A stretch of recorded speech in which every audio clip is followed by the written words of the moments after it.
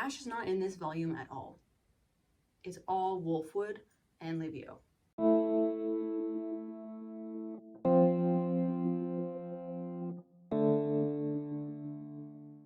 Art update. That volume 8 piece that I teased at the end of the last video, it's done. This was probably the most ambitious piece that I have ever drawn. It's actually a redraw of this panel that got just way out of hand. And you can own it for the small price of a few dollars if you would like to buy a print, because it is available on InPrint, as well as a few other TRIGUN pieces. I think Angel Vash, maybe the Millie Vash piece that I did, Miss Atomic Bomb Vash, I think a Wolfwood as well, and some non-TRIGUN stuff up there too. So if you like my art, consider buying a print. It would help support the channel. Actually, not even the channel, just support me. Money's pretty tight right now, so yeah, okay, enough e-begging. Okay, I have a bit of an addendum to the volume 8 video, because at the end of volume 8, Wolfwood leaves on his own, right? In that video, I had talked about how he left because he probably felt that it was his duty and he didn't want to ask anything else of Vash, and he was sort of being avoidant of Vash because Vash had done so much for him and he didn't really know how to deal with that. But I had this horrible thought that it's not just avoidance and duty, but maybe also that he cannot bear the fact that Vash forgives him and that Vash has forgiven him so easily. After the rescue and the escape from the Ark, Vash has said nothing of Wolfwood's betrayal. He holds nothing against him. And he doesn't need to say it out loud. He doesn't need to say anything about it because his actions speak for him. And Vash's unconditional forgiveness is unbearable to Wolfwood. You know what I'm talking about? Like, forgiveness is by definition undeserved. But if you're stuck in shame, thinking, I don't deserve this, then forgiveness will make you sick before it can ever set you free. The freedom of forgiveness comes when you can learn to focus not on the shame of your past actions, but on the love of the person who forgives you, right? You still have to think, I don't deserve this, but that has to be followed up by, but love overcomes a multitude of sins. Because to reject forgiveness is to run from love. So, in the greatest mistake of his life, Wolfwood leaves without Vash. He procures a motorcycle from where, I don't know, but it has this like custom cross decal on it. Where did that come from? And he drives until he is near December, passing a sea of refugees going in the opposite direction, fleeing from the Ark. An officer stops him at a blocked off bridge and tries to talk him out of going any further. And it seems like this man almost recognizes him. But the man is called away by another officer, and as soon as he's gone, Wolfwood shoots out the blockade and drives across the bridge. And this whole time, Wolfwood is thinking of Livio. Livio had always been a quiet kid ever since he came to the orphanage. He came there when he was older. He wasn't a baby like a lot of the other kids. So he absolutely could remember the trauma that brought him there, whether it was his parents dying or abandoning him. He cried for 3 days straight when he first arrived. Wolfwood says all the kids cry, but Livio cried the most. He wouldn't even interact with the other kids. And Wolfwood, as one of the eldest kids at the orphanage, felt a sense of responsibility for Livio from the very beginning. He tried to reach out to him in his own gruff way. He's not gentle with Livio, but he cares. He tries to talk to him, even if he's kind of rude and just calls him a crybaby. And he gives him some bread and tells Livio, you can't just sit there. Like, aren't you sick of crying? And Livio says, you don't understand what it's like. I feel so worthless. I feel like I don't matter. And Wolfwood is just like, okay. We all feel that way. Everyone here was abandoned one way or another. Like, at least you can talk about it. A bunch of the other kids here are way too little to even put their suffering into words. They don't understand what happened to them. And they can't express themselves. At least you can. And he has Livio come help him with dishes in the kitchen. And having something to do, some direction in his life, even if it's just an afternoon of kitchen duty, helps Livio to feel a little bit better. Which is so real. I think that, dang, I was going to say that for my volume 10 script. I think that action is the antidote to grief. Wolfwood tells him that living with people is better than being alone. It's hard sometimes. Anytime you have people in community, there will be conflict. People will butt heads, but you learn a lot from other people. It's not good for man to be alone. And for these kids, this community is all they have. It is so sad to see Wolfwood go from this, like, very community-oriented mindset, like part of the group, part of the family, a caretaker, part of the collective. To go from that as a kid to his lone wolf persona that he puts on as an adult. It's a self-imposed exile because he thinks he isn't good enough to go back to what he had. He doesn't really let himself have anything in the future. He feels like he can't go back to the orphanage and he can't be with those kids anymore, and that also blocks him from allowing himself to feel that sense of belonging that he should have with Vash and with Millie and Meryl, people that love him. And with Wolfwood's help at the orphanage, Livio seems to be doing better. Things are good for a while, but one day one of the little girls, Jasmine, she's probably like 5, she gets stuck up on the roof trying to save a puppy, and she's so scared she can't get herself or the dog down, and Wolfwood climbs up to help her, but she slips right before he can get to her. But Livio was still on the ground, and he runs to her, and he catches her and breaks her fall and saves her life, even though he got hurt in the process. This Livio, who runs to help another kid in trouble, is so different from the Livio who only hid in the corner and cried and didn't care about himself or anyone else. It's not selfish to grieve, but you can't stay in grief forever. You can't let it immobilize you. The most surefire way out of the pit of grief is to find purpose outside of yourself by helping someone else.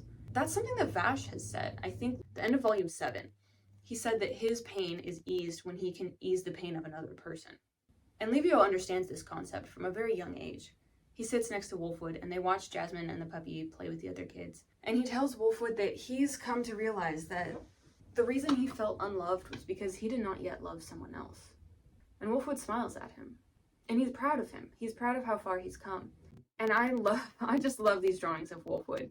He's still very little, but he's growing up. Prior to this, he was always drawn still with a small nose like a child would have. But now he is starting to grow his adult features and he hasn't grown into them yet. And he's just this little kid with this big nose. And it's so cute. One night when Wolfwood is taking one of the little boys out to the bathroom, he finds Livio just standing out there in the dark, not doing anything, not really looking at anything. He's just standing out there. And then Livio turns and looks at Wolfwood and the boy, but it looks like he's looking past them. It's like he can't see them, like he's sleepwalking or something. And he doesn't answer when Wolfwood calls out to him. He just turns back around and runs away. And in the morning, some of the little kids find the gruesome remains of Jasmine's puppy in the very place where Livio was standing the night before.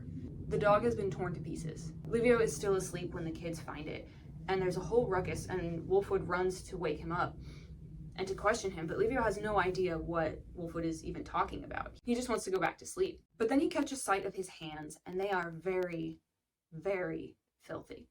Melanie, the woman in charge of the orphanage, brings Livio into her office to talk to him, and Wolfwood tries to calm down the crowd of kids that have gathered outside. Livio insists he didn't do anything, and he's so earnest about it that Melanie believes him.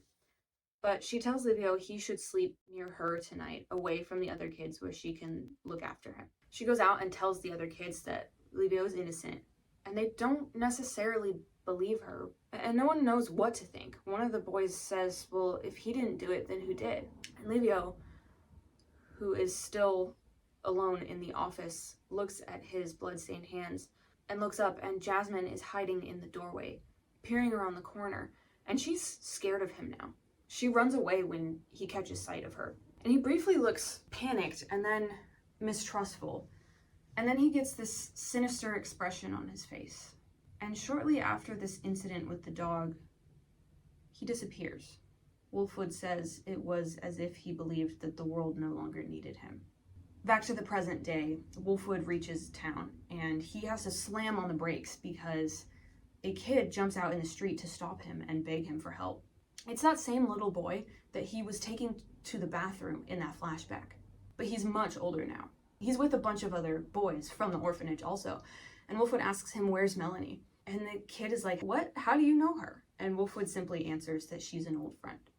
Some of the other kids who are with the boy tell Wolfwood that the orphanage was getting ready to evacuate when 12 men showed up. They say that some of the men are cyborgs, and 2 of them locked Melanie and some of the other kids in the cellar. Wolfwood asks the boy to describe those 2 men to him, and the boy tells him that they're weird and they're very scary. And his speech bubble is placed right over a panel of Livio and Chapel sitting indoors. Chapel is saying that this is the kind of bait that Wolfwood will not be able to pass up. He believes that Wolfwood's inability to forsake his family is a moral failing, and he's an incomplete assassin because he still has attachments, because he still has the capacity to love. And Chapel tells Livio that when they're done, he wants him to take Wolfwood's head back to the Eye of Michael.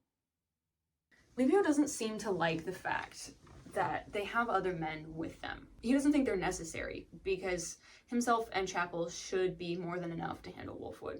And Chapel tells him he's right, but all these other men scattered around the orphanage compound are there as alarm bells. They're just cannon fodder to slow Wolfwood down, to give Livio and Chapel time so that they know that he's coming. While the other kids were talking with Wolfwood and giving him all the information on the situation, one of the boys sneaks off on his own and takes a gun that was in the boy's stuff. And he goes out to try to save Melanie and the other kids on his own. He's got to be like 10 years old. He's pretty small still. He charges one of Chapel's hired bounty hunters, who knocks him down easily and is more than happy to just beat on a kid and tell him all the ways he's gonna kill him and profit from this job. Like real scum of the earth behavior. Get a job. Well, I guess this is his job. Get a different job. The boy just pleads for him to let Melanie and the other kids go, and the man makes some really crass remarks about Melanie and just continues beating up the kid. Like, it's so stupid. He's like, this is why your parents abandoned you. Bro, why are you beefing with a 10-year-old orphan? Like, what's your problem? How did you get to this point in life? The man is about to shoot the boy. The boy screams for help, and someone comes to save him, but it's not Wolfwood. It's Livio. He kicks this guy so hard that he falls apart. I'm not kidding. He kicks the guy's head off. Now, this is one of the cyborgs, so he's mostly made of robot parts, so it's not as gruesome as it could be, but still. Livio just says, well, I think the alarm bell works a little bit too well. And then there's a big explosion off in the distance. So Livio knows that Wolfwood is on his way. Now, I know Livio came out here not necessarily to save that kid. He probably just heard the commotion outside and went to investigate. But the fact remains that he saved that kid. What was it that he said before? I don't protect people, I just obey orders. And yet here you are protecting someone. Curious. He absolutely could have let that guy kill that kid, but he didn't. And I think this is telling us that there is something left in Livio. Something left of justice and conscience and himself in there still. Even if he thinks there isn't. Even if he's been told that there isn't. After Wolfwood leaves the boys, that little boy who stopped him in the street says that he thinks he remembers Wolfwood from somewhere. And another boy who's with him says, yeah, he looks like someone I remember, but he shouldn't be that old. I can't do this, dog. I'm not having fun anymore. Like, after I finished this volume, I was like, what if I simply refuse to read anymore? What then? Wolfwood obliterates one of these alarm bell cyborgs in one shot. He leaves him alive, but like rips out his power core. And a bunch of the other cyborgs see this happen from a distance, and they think it must be some kind of fluke for this guy to lose a battle instantaneously. Like, whoever one-shotted that guy must have just been really lucky. But one of them correctly assumes, like, no, Wolfwood is for real that scary, and he's the reason we're getting paid so much for this. Wolfwood tosses the guy's robot core with his head still attached in front of the rest of them and tells them to get gone. They ignore his warning, of course. They're actually just excited that their pay is going to increase because he killed that guy. But Wolfwood don't care. He speeds off on his bike, and one cyborg gives chase. While driving, without even looking behind him, Wolfwood hefts the Punisher under one arm and fires a shot backwards, hitting his pursuer, and then he slides his bike to a stop and fires a missile up in the air. Remember that. Remember there's a missile up in the air right here. The rest of the cyborgs catch up And it's hard to see what's going on in this fight, or even how many people are involved. But one thing is clear. These men are no match for Wolfwood. He came here with a single goal, and he won't stop for nothing. There's this huge splash page of him roaring through on his bike with this explosion behind him, and it's so dope. Mid-fight, he's remembering the training that Chapel drilled into him as a child. You have to be quick, you have to choose, you have to think of nothing but hitting the target. And I seem to remember Wolfwood telling Vash, all the way at the end of Trimax Volume 1, some of those same things. Months and months ago, he told Vash, you have to choose. Because he was thinking that Vash's refusal to kill was a refusal to do anything. But he was just parroting Chapel in that moment. Chapel says humanity and ideology are obstacles that cause weakness, and they have to be gotten rid of. All that matters is to kill the person in front of you. It seems like Chapel's philosophy had to be drilled into Wolfwood over and over again. And that tells me that while Wolfwood was an excellent shot, indiscriminate killing did not come naturally to him. That had to be taught.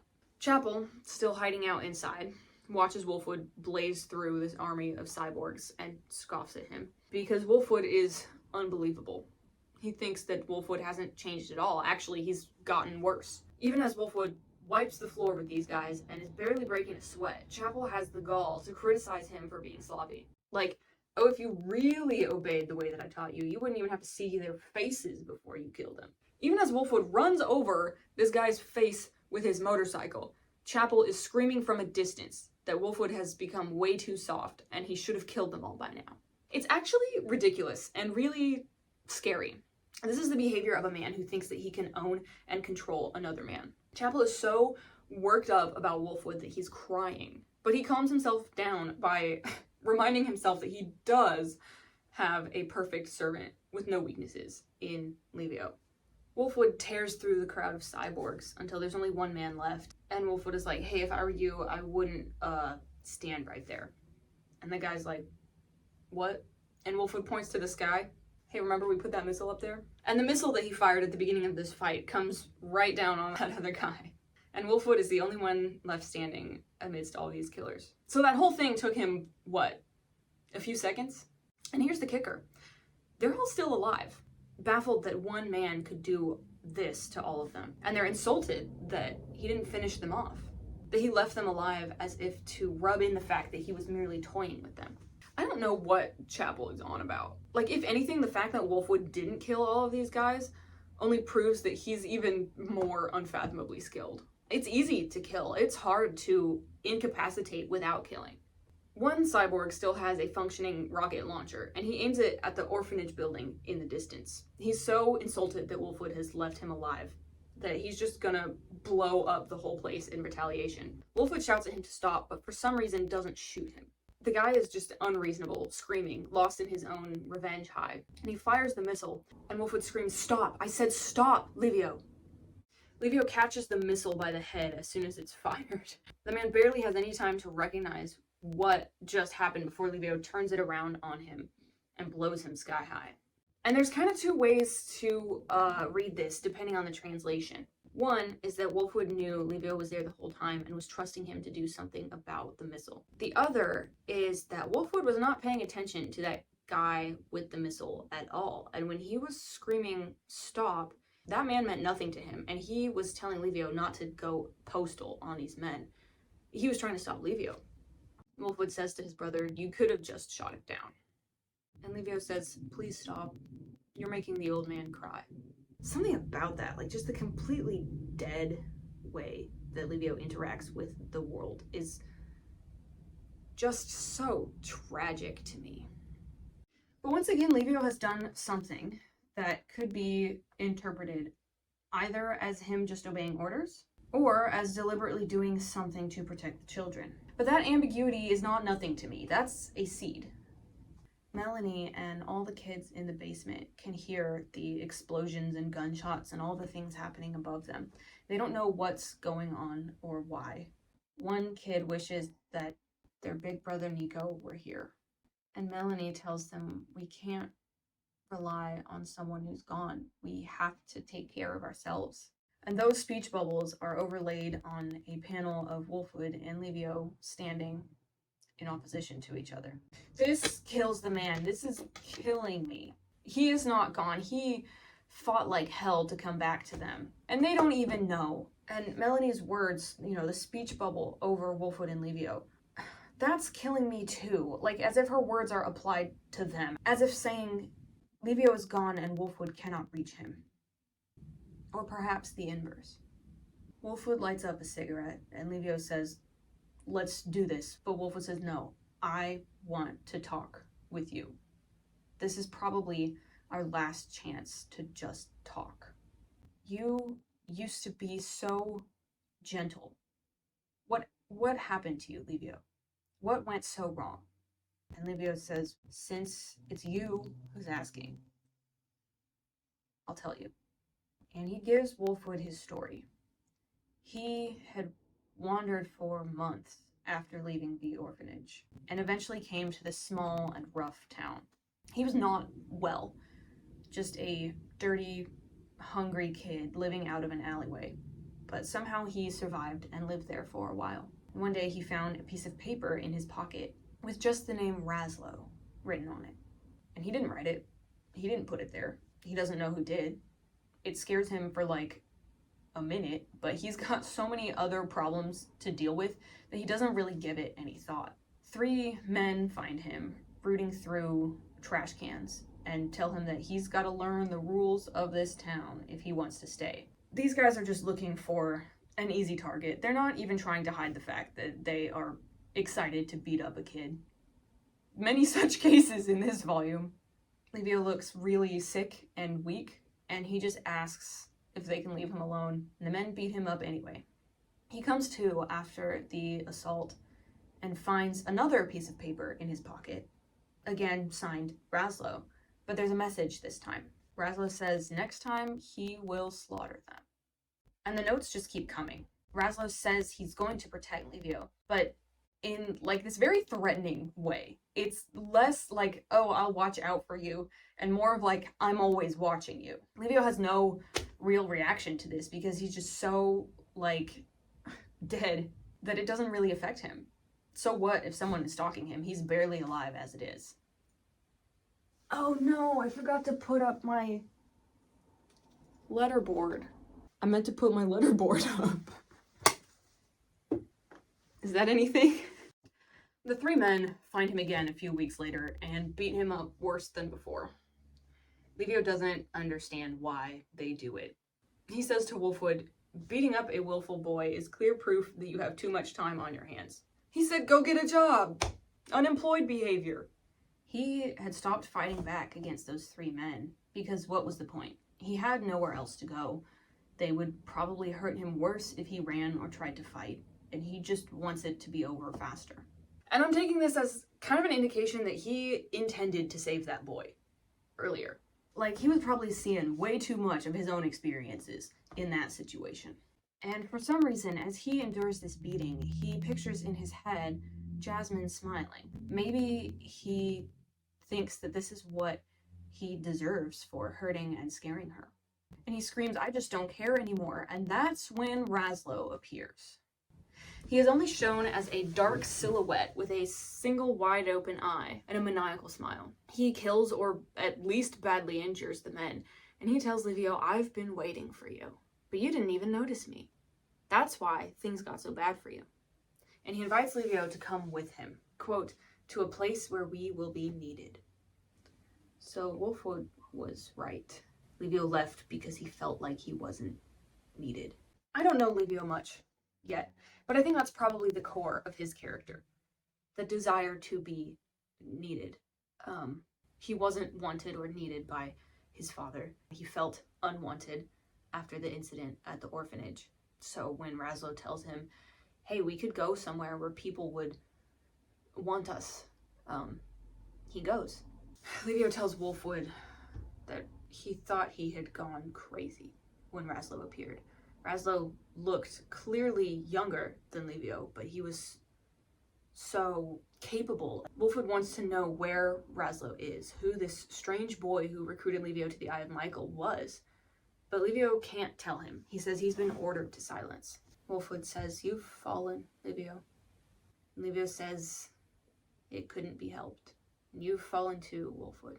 And now that Livio's story is told, there is nothing left for these brothers to do but fight. In perfect synchronicity, they raise their weapons and fire at each other's heads.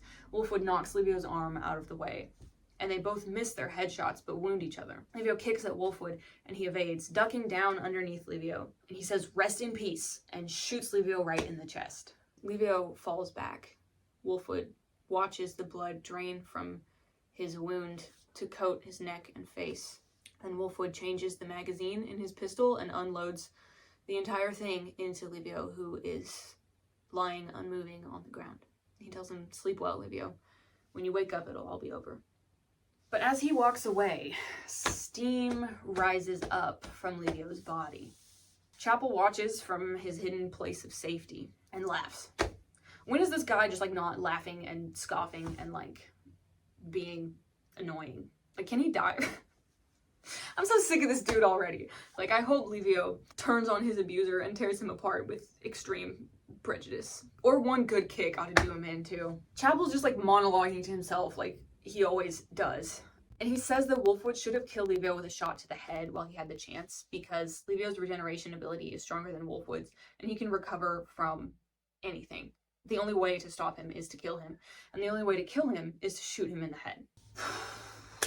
Much to think about with Tri-Stamp Livio shooting himself in the head. And even that didn't work. Okay, I love Livio. I don't know him, but I love him. I trust him, okay? I think he'll be a great dude. I think it's a shame that he only gets introduced, like, Volume 8 and after. Because I want more of him, you know? So I love what Tri-Stamp is doing. Introducing him so early on. And front-loading the show with, like, Wolfwood Livio backstory. So that we have all of that. And we've had all of that from the beginning, as all of this stuff is going to play out later on. I just feel like it was a good adaptational change to age down when Livio and Wolfwood first met, so that they, like, spent even more time together, and to give us more time with them together as well. They are not pulling any punches. I also think it was a crazy decision for Tri-Stamp to make Livio choose to follow Wolfwood to the Eye of Michael.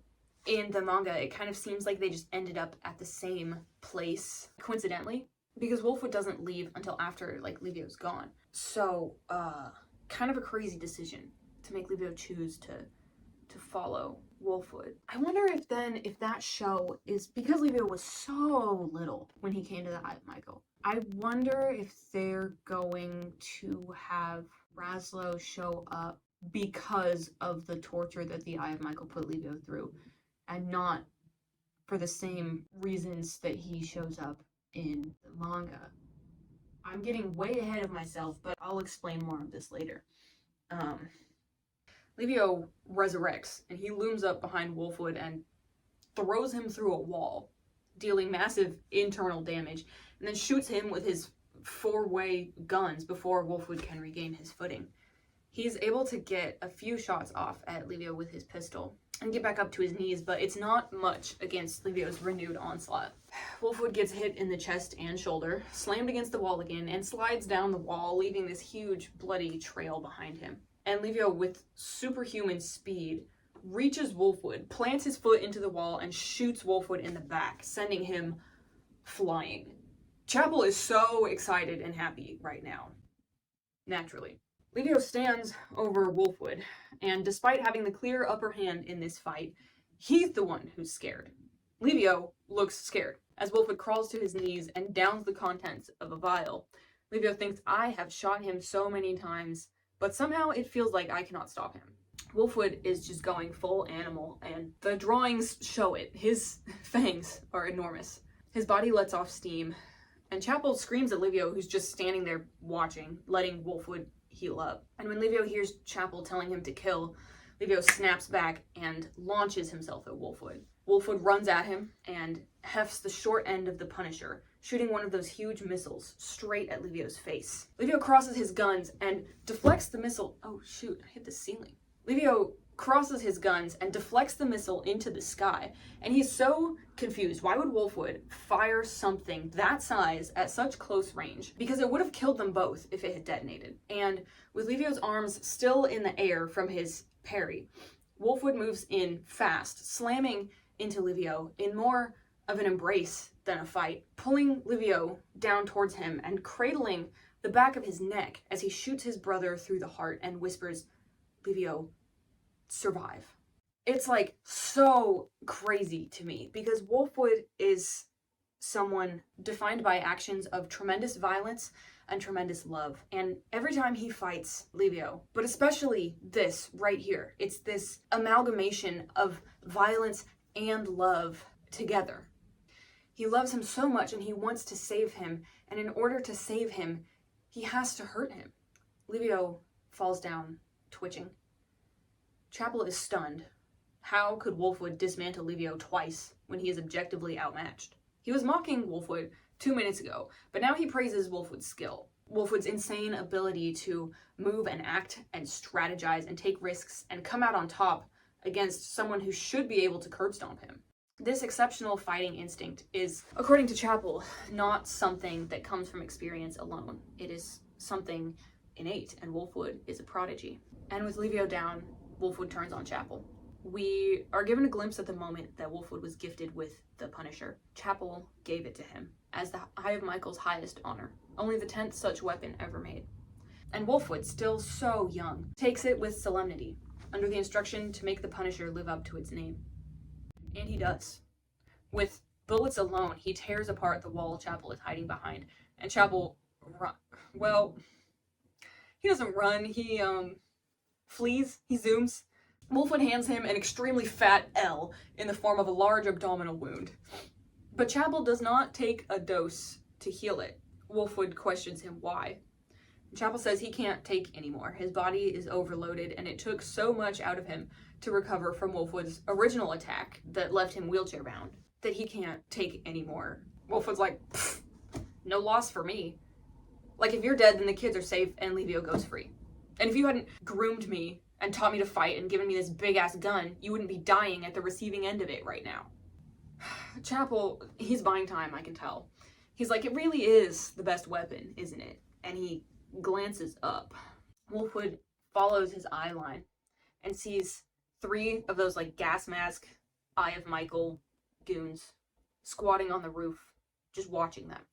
They've all got Punishers on their backs. Wolfwood grills Chapel, how many men did you bring? And Chapel says, they're not my men. Like, he's actually so annoying. Everything he does just pisses me off. You're wasting my time, dude. Like, I can tell he's just stalling for time, just waiting for Livio to come back online. And it's pissing me off. Don't fall for it, Wolfwood. The 3 gas masked, I don't like calling them goons, but like, what else are they? The 3 henchmen jump over Wolfwood's head. They don't attack him. They just jump over him and land in a circle, kneeling around Livio. But it's not Livio. Wolfwood can see it in his face, in his body language. Something is off. He stands in between these men like a dancer or a puppeteer. His left eye, dang it, that's my right. His left eye, the one that's always behind the faceplate and his long hair, is now open and glaring. His face is shadowed, but the faceplate grins, and with it he looks skeletal and desiccated. He lifts his weapons and shoots. And Wolfwood blocks with the Punisher, fires back at him, and screams, "Who are you?" Not Livio. Catches Wolfwood's bullets with a robot arm that sprouts out of his back. What the hell? The 3 gas masks hand off their 3 Punishers to Not Livio's 3 hands. The mask slips from Not Livio's face, and underneath is a ferocious, half-bald man with a wild grimace and a crazed look in his eye. Livio's coat is gone, and now his naked chest is exposed. Metal plates are clamped over his ear and neck. A jagged tattoo branches out from around his eye. This is indeed not Livio. This is Razlo. So if you haven't figured it out by now, this last chapter of the volume spells it out for us. Livio has dissociative identity disorder, and Razlo is his alter. Livio is implied to have suffered prolonged abuse as a very young child from his father. We see a pair of Eye of Michael doctors observing Razlo, who's restrained and straitjacketed, smack-talking them. And one of the Eye of Michael doctors says, as a means of escape, a second self is created inside of him to distance himself from the abuse. The Eye of Michael doctors are on the right track here. So I'm going to give you a DID crash course. I'm not a psychologist, I don't have a psych degree, but all the information that I'll give you here comes from the DSM-5 and the sources linked in the description. The DID person, per the International Society for the Study of Trauma and Dissociation, is described as a person who experiences separate identities that function independently and are autonomous of each other. The International Society describes alternate identities, or alters, as independent identities with distinct behaviors and memories distinct from others, and may even differ in language and expressions used. Signs of a switch to an altered state include trance-like behavior, eye blinking, eye rolling, and changes in posture. The major hypothesis by Putnam et al. Is that alternate identities result from the inability of many traumatized children to develop a unified sense of self that is maintained across various behavioral states, particularly if the traumatic exposure first occurs before the age of 5. And then the 5 criteria listed in the DSM-5 for DID include disruption of identity characterized by 2 or more distinct personality states, recurrent gaps in the recall of everyday events, important personal information, and or traumatic events that are inconsistent with ordinary forgetting. The symptoms cause clinically significant distress or impairment in social, occupational, or other important areas of functioning. The disturbance is not a normal part of broadly accepted cultural or religious practice, or better explained by imaginary play.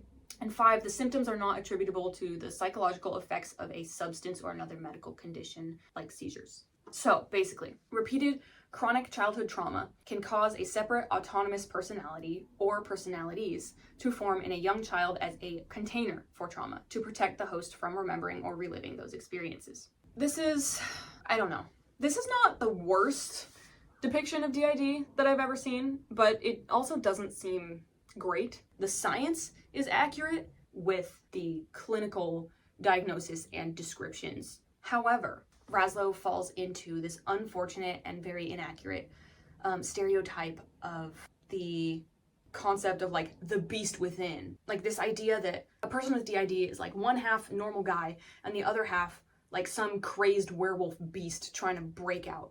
Like that's not true at all. That movie Split is awful and terrible and entirely inaccurate. People with DID are far more likely to become victims than to victimize others. The rates of, violent crime among people with DID is no different from the rates among the general population. One thing that is somewhat common with DID systems is for one alter to be more of the protector role, someone who is more confrontational or aggressive than the host to protect the host. But that's completely different from the concept of like the beast within. Yeah, so this whole thing with Raslow is like pretty iffy to me because he falls under that stereotype. I think if he had only become violent after torture under the Eye of Michael, then it wouldn't be so bad, it wouldn't be so strange. But he's shown to be a liability even like at the orphanage. He killed Jasmine's puppy for no discernible reason. Like maybe you could spin it so that he killed the puppy to protect Jasmine in a very roundabout way because the puppy inadvertently put Jasmine in danger. But that is like a huge stretch. That's a very charitable stretch. But I'm gonna withhold my judgment until I see how Livio and Raslow's story plays out and how they're handled, I guess, in the rest of the story. So I'll be interested to see what happens with Raslow later on. I think if Livio and Raslow are able to integrate more and like communicate with each other, that's probably the best desired ending for them. Let me define that real quick. Integration is when 2 alters like become aware of each other and are able to share memories and communicate back and forth. And then integration taken to the extreme, where 2 alters merge into one personality, is called fusion. For some people with DID, fusion is a desired outcome, and for others it's not. Integration is like fairly necessary just for the health and well-being of the person. Livio and Raslow seem barely integrated. They're like aware of each other's presence, but they are not working together or like cohabiting well at all. Anyway, when Wolfwood sees Raslow, he recognizes him from the night Jasmine's dog died, when he took that little boy to the bathroom and saw Livio looking completely unlike himself. Chapel cackles in triumph. This is Livio's secret. It's not his insane healing ability or his tremendous fighting skill that makes him the Eye of Michael's most special weapon. It's Razlo. Chapel says, goodbye, Wolfwood. Now that Razlo's here, you're dead. Razlo just starts shooting. He like slaughters those 3 guys that held his guns. As soon as he gets them, he's just like, and they all just die. Well, okay, they're not dead. They get blown apart, but they're Eye of Michael, so like they'll revive. He fires with brutal abandon, completely atomizing these guys, showering Wolfwood with their gore. And Razlo is pure insanity. He's wicked fast, and he enjoys his work. Livio is just doing his duty when he fights, but Razlo wants to have fun. Wolfwood is able to defend himself a little bit, but Razlo doesn't move like Livio. He doesn't think like Livio. This is a whole other person that Wolfwood now has to adapt to. Razlo blows a wall clean apart, and Wolfwood practically cartwheels out of the way. Razlo is a lot more reckless than Livio, probably because he feels more indestructible. Livio wouldn't dream of firing a missile at close range, but Razlo launches 3 at once. Wolfwood suffers blow after blow. This is, I think, the first time I've seen him entirely unable to fight back. He's just blasted through the air and pounded into the wall, body breaking, blood spurting. He hits the wall with his back and falls onto his face, shattering his nose on the ground at Razlo's feet. Razlo looking like the entire crucifixion hill with 3 crosses silhouetted on him. And Razlo decides he will give Chapel the honor of dealing Wolfwood the last blow. And for once in his life, Chapel seems satisfied, until he's not, and expresses his disappointment that Wolfwood is unable to fight back. Like, what is it, dude? One moment, Wolfwood is too soft and pathetic, and the next, he's the best fighter you've ever seen, and 2 minutes later, he's a disappointment again. Like, I think that's what makes Chapel so dangerous. He's controlling, but also completely volatile and carried by his own whims. He's basically a stand-in for an abusive parent who like screams and beats their child before turning around to coddle and praise them. And I can't stand him. Like, I really hate Chapel. He's like, he's almost cartoonishly evil. And I haven't figured out if that's an intentional writing choice and he's supposed to be a very flat and like bland villain, or if he's an actual weak link in TRIGUN's pantheon of excellent villains. Like, aside from one-off bounty hunters that show up for a chapter to have a shootout, TRIGUN's villains are some of the best in the business. I think that Knives is one of the greatest villains ever written, and Elendera is so cool, and Legato, as much as I can't stand him, is freaky and compelling, and Hoppert is tragic, and Mid-Valley slays, but Chapel is just stupidly evil. Like, all the fun villains have something else going on. They have unique motivations, or a tragedy that made them who they are, or an air of mystery about them. All those things that make a character, specifically a villain, fascinating or intriguing or multifaceted. Chapel just tortures children for fun. No motivation, no other side to his character to make you think about him in a different way. He's just banal evil. And to me, there's nothing enjoyable about that. He has no redeeming qualities. And I don't mean redeeming qualities like goodness inside of him. I don't think villains need to have some kind of like goodness or like sympathetic side to them. I just mean character-wise. Like, where's the flavor? Where's the sauce? Like, make him interesting. He's just this like dusty old creep. And he doesn't even like do anything. He just sits there and like talks about what's happening. Whatever. The nerve of Chapel to be disappointed in Wolfwood's performance. These people, these boys he created, are just pets to him. They're his fighting dogs that he sicks on each other for his own entertainment. He unsheaths his Punisher and lectures Wolfwood for showing a shred of compassion for his opponent in a fight to the death. And then he says he's going to kill Wolfwood as revenge for his legs. Wolfwood is so wrecked, he can't even move.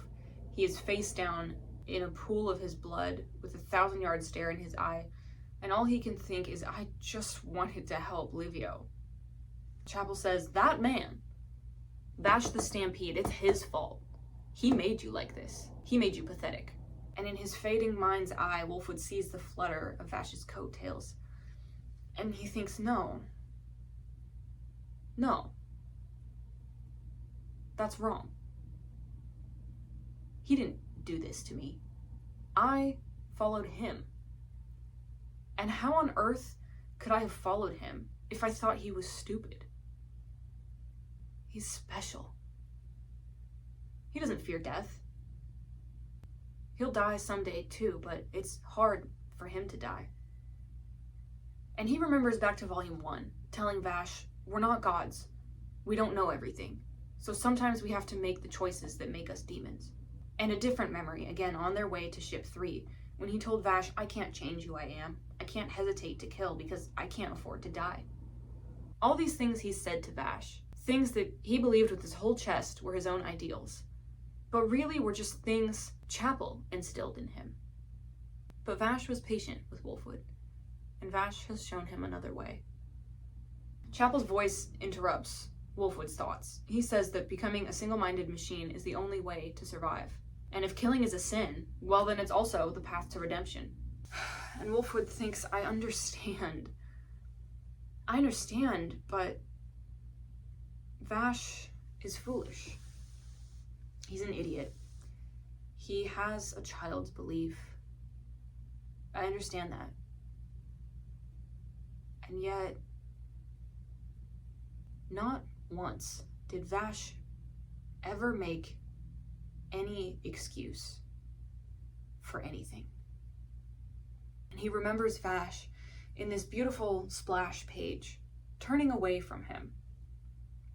And I thought, why would Wolfwood be remembering Vash with his back to him? Normally when you picture someone, you imagine their face. But I think this is a specific memory of Wolfwood's from Volume 6, Chapter 2, when they fought together, when he threw that table and they spun around together. And for the first time, he realized that he protected Vash without even thinking of it. And in turn, that he trusted Vash to protect him. Wolfwood flexes his fingers and starts to cough, and slowly gets to his hands and knees in front of a thrilled Raslo and an enraged Chapel. And he thinks in his mind, in my head, the bell of ill wind rings boldly. Or at least it should. I cannot hear it. And then there's a bonus comic of Wolfwood killing Naito. So that's Volume 9. If I had to pick a song for this one, it would be 8 by Sleeping at Last. I think I said in one of my very first Tri-Stamp videos that Wolfwood would never become a hardline pacifist like Vash, but that I couldn't wait to see just how much these boys would affect each other. Well, I'm seeing it now. And yeah, I was right, you know? Wolfwood will still kill to protect. He has no qualms about the fact that Chapel needs to die to be stopped.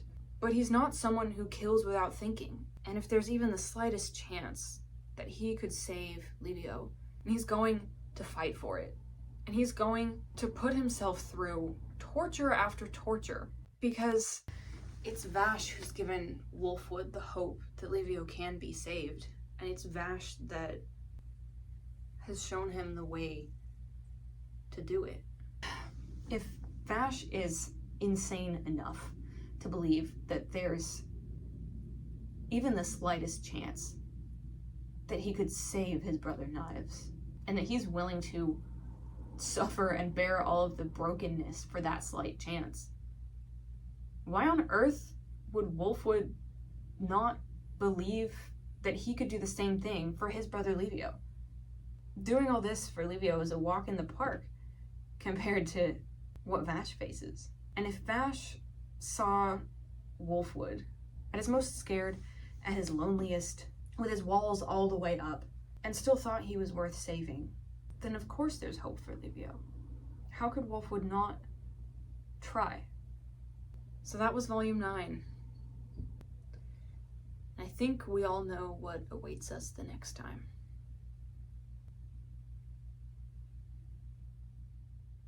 So I will see you then.